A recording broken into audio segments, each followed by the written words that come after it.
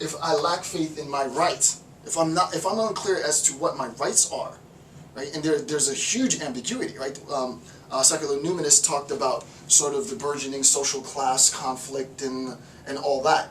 If we are, as Europeans in this context, if we are attempting to identify what the rights of the individuals within the state are, and we're not clear about what those rights are, then it's going to be even more difficult for us to demand, right? To make a demand. These duties become sort of demands,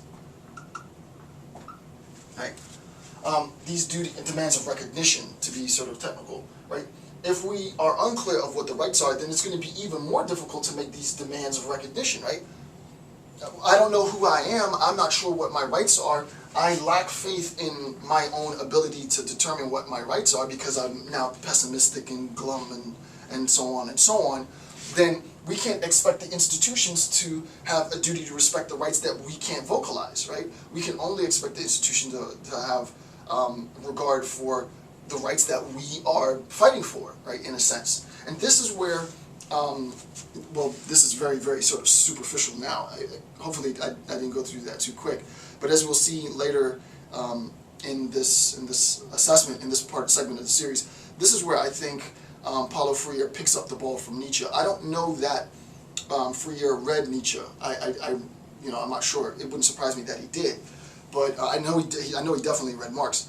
I'm not sure if he read Nietzsche specifically, but this is where I think Paulo Freire really, really sort of transcends the discourse and basically grabs the baton from Nietzsche, right? So, lack of faith in one's rights on a political front, all right? On page 20, top of page 20, economics.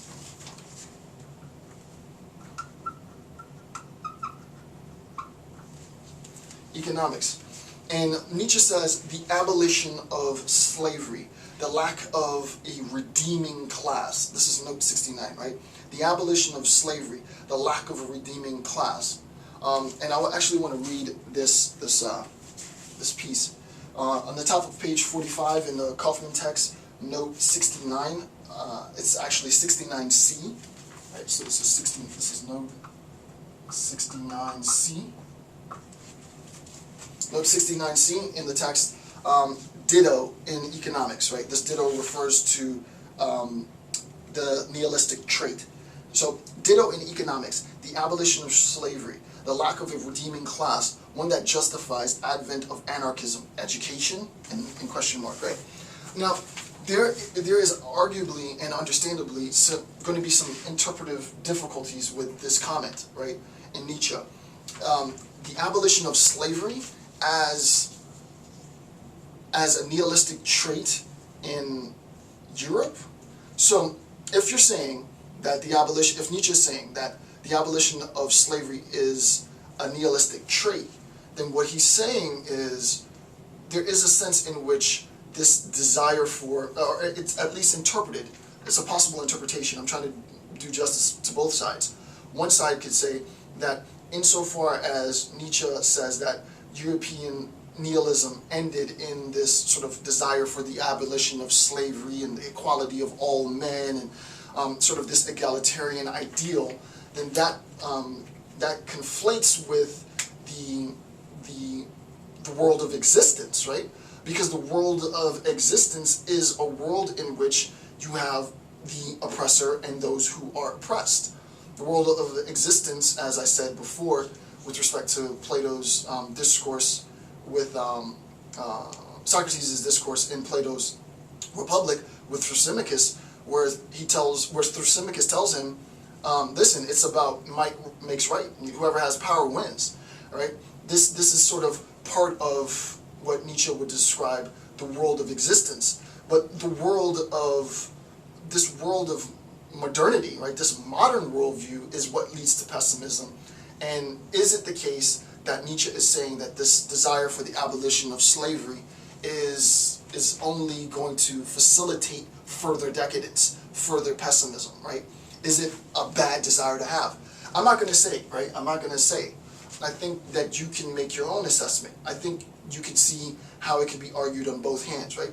You can see the interpretation of the abolition of slavery furthering decadence, furthering pessimism.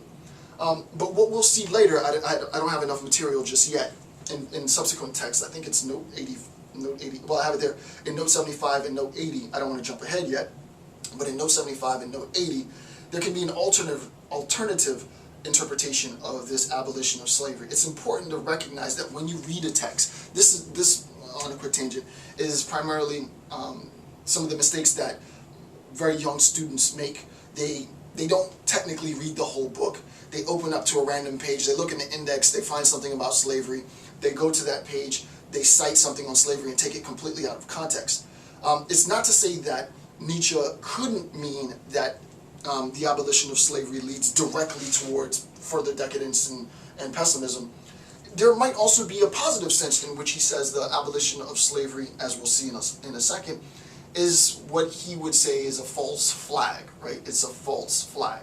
And I'll talk about what that means in a moment in the video. Just stick around. So, granted, this is a pretty problematic piece, right? The lack of, so again, top of page 20 in the notes, the lack of a redeeming class. This sounds elitist, right? So if there's an elitist interpretation, there might be some credence to it. The point is, before you make that assessment that Nietzsche was just saying, you know, people should be slaves, that you take it in context with all the other notes and really the entirety of his work before you make that claim. This claim can be problematic for some. I'm going to invite you guys to interpret. There are tie-ins into note 70 and 80, 75 and 80, which I'll talk about in a second. And this has to go with what the next section of the analysis is, which is the representation of suffering, which is a very, very key point. He doesn't spend a lot of time talking about this notion of the representation of suffering, probably 2 or 3 notes, and spots throughout the rest of the text. So he doesn't devote, you know, a lot of time to this notion of the representation of suffering. But this idea of representing some other group's suffering is critical. It's absolutely critical, especially in a contemporary sense. And what I want to do is I want to tie that back into what he says in note 69C. Okay, so natural science, politics, economics. Oh, one last thing. You notice that he ties slavery into economics, right? It's not so much the case that his assessment here is on the existential or lived experience of the enslaved human being, right? Nietzsche isn't a stupid guy, right? It's not that he's talking about necessarily the human being, but the economic ramifications that slavery has had, which makes the assessment that much more problematic, right? So, natural science, politics, economics. Number 4.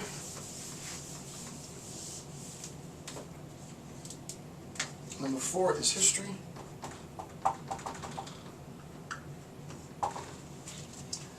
Fatalism, Darwinism, defense of quote-unquote facts, right? This idea that there are facts, that history is, right? That history is just nothing more than, I guess, an oration, a narration, a monologue, if you will, of facts, a list of facts, right? It's sort of like history is nothing more than a bunch of bullet points stating a bunch of facts, right? This interpretation, especially throughout Europe, that history is this vehicle, right? The discipline, the institution of representing facts, to Nietzsche is completely false, right? Which is funny to talk about facts and falsity. But there are no facts, right? And I want to read this directly from note 70, right? Nietzsche, note 70, and I'll just read, I'll read the point. Again, this is note 70, again the doctrine of the influence of the milieu in external causes, the force within and infinitely superior, much that looks like external influences is merely its adaptation from within. The same, right, the same very milieu can be interpreted from an exploited opposite ways. There are no facts, right? There are no facts. A genius is not explained in terms of such conditions of his origin, right? There are no facts, right? The idea that history is an explanation of facts is false because there, in a sense, are no facts, right? this, and that comes from note 90, and the question that I have is, is this sort of the origin